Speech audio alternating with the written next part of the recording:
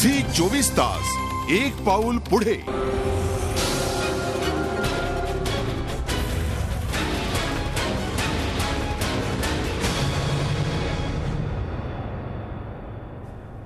नमस्कार, मी अमोल जोशी। रोकठोक मध्ये आपलं स्वागत।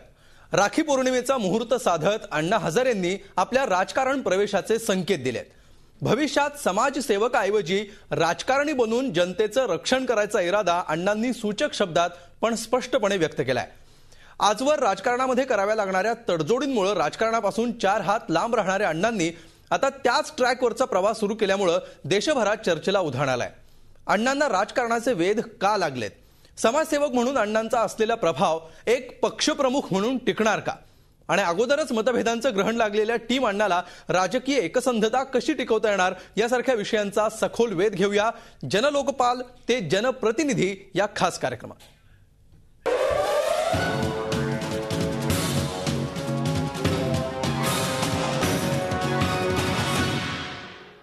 आणि या विषयावरच्या चर्चेला सुरुवात करण्यापूर्वी आपण बघूया या विषयाबाबतचा हा खास रिपोर्ट।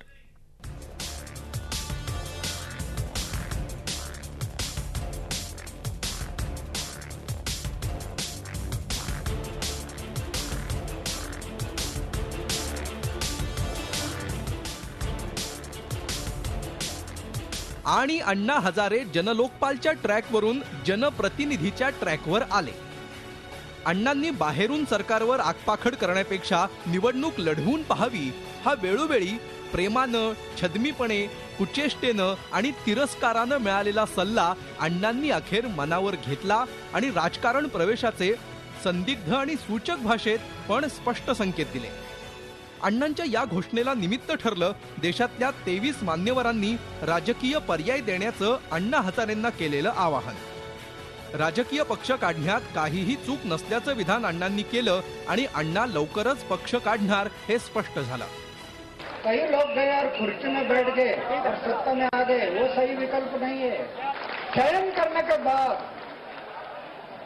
अगर ऐसे लोगों का बुद्धि का पालक हो गया तो क्या करेंगे हम? हमारे सामने पर्याय क्या है, इसके बारे में सोचना है। मेरे सामने ये सब प्रश्न है। मैं इलेक्शन नहीं लड़ाऊंगा, मैं सत्ता में नहीं जाऊंगा, लेकिन जब मैं सपोर्ट करना है तो मेरे सामने ये प्रश्न है। स्वतः निवडणुकीला उभं राहणार नाही असं म्हणून आपल्या पक्षाचे आपणच रिमोट कंट्रोल असू याचेही स्पष्ट संकेत अण्णांनी दिले। इलेक्शन आ गया, जाति पाति धर्म का आधार लेकर आपस में झगड़े लगाकर वोट लेते हैं। हमारा देश का विभाजन करने का जो प्रयास चल रहा है, विकल्प देना है तो धर्मनिरपेक्ष राष्ट्र बनाने के लिए हमें कोशिश करनी होगी। देशाला धर्मनिरपेक्ष पक्षाची गरज असल्याचं सांगत त्यांनी काँग्रेसचा धर्मनिरपेक्ष असण्याचा दावाही एक प्रकारे खोडून काढला। अण्णांच्या धर्मनिरपेक्षतेच्या भाषेवरून त्यांचा पक्ष हा भाजपचा नाही तर काँग्रेसचा विरोधक असेल असाही अर्थ काढायला राजकीय धुरीणांना अण्णांनी वाव दिला।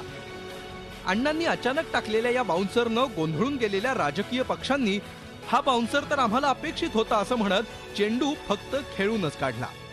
तो हम पहले से ही कहते थे कि इनका ये राजनीति से ज्यादा प्रेरित लगते हैं।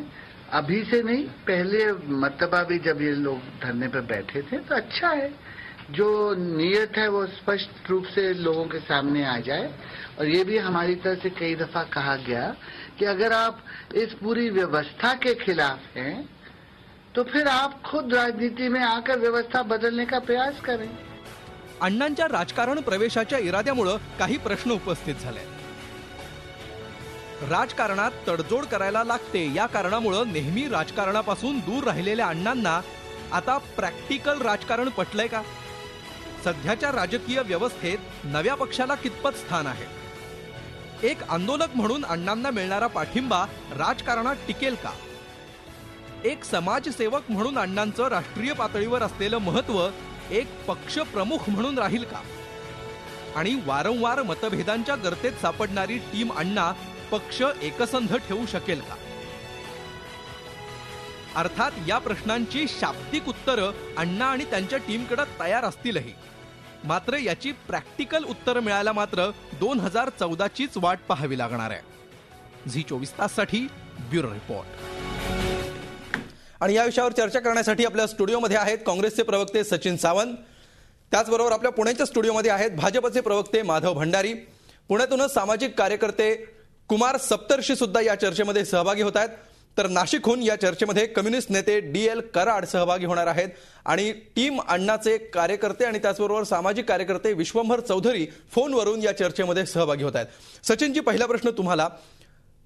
अण्णा हजारे आणि त्यांच्या टीमनी जनलोकपालासाठी केलेलं आंदोलन पुढे जाऊ शकत नाहीये, त्या आंदोलनाला अण्णांना अपेक्षित असलेलं यश येऊ शकत नाहीये, हे सांगण्याचा वेगळ्या भाषेतला हा प्रयत्न आहे असं तुम्हाला वाटतं का? निश्चितच. म्हणजे मला असं वाटतं की एकंदरच त्यांच्याकडे पर्याय देखील संपत आले होते. तुम्ही जर पाहायला गेलं तर गेल्या 1.5 वर्षामध्ये अण्णा हजारेंची भूमिका नेहमीच बदलत आलेली आहे. जी सुरुवात त्यांनी केली की ह्या आंदोलनामध्ये किंवा निवडणुकांमध्ये जो पैसा खर्च होतो किंवा बाटली द्यावी लागते किंवा मतदारांना इन्फ्लुअन्स केलं जावं लागतं, अशा या निवडणुकांमध्ये आम्हाला जायचं नाही, इस किचड में हमें नहीं जाना, तिथपासून त्यांची जी एकंदर भूमिका राहिली आंदोलनाच्या मध्ये की सरकारच्या विरोधामध्ये जाताना लोकशाहीच्या चौकटीच्या बाहेर जाऊन एकंदरच ती व्यवस्था चुकीची आहे ह्या तऱ्हेची भूमिका. आणि अशा तऱ्हेचं एक वातावरण निर्माण करताना त्यांनी आंदोलनं, हे जे करप्शनचं आंदोलन आहे त्याच्या विरोधातलं जे आंदोलन आहे ते एकंदर त्यामधली त्यांची जी टीम आहे त्यांची एकंदर वक्तव्य की काश्मीर पासून कन्याकुमारी पर्यंत किंवा देशाच्या अर्थकारणापासून किंवा आरडी आपला जे FDI इन रिटेल असेल किंवा आताच जे ह्यांचं अतिशय डेंजरस असं विधान होतं प्रशांत भूषणांचं की देशामध्ये अंतर्गत गृहयुद्ध निर्माण होण्याची परिस्थिती आलेली आहे. तर ही सगळी भूमिका जी आहे ती मूळ मुद्दा जो होता त्यांचा करप्शन ह्या विषयावरच्या बाहेरची मतं होती. त्यामुळे आम्हाला नक्कीच जाणीव होती की ह्यांचा जो मूळ उद्देश आहे, सुप्त जी महत्वाकांक्षा आहे, राजकीय महत्वाकांक्षा आहे, त्यांना पक्षाच्या मध्ये ती द्यावी लागणार आहे. परंतु झी 24 तास एक पाऊल पुढे.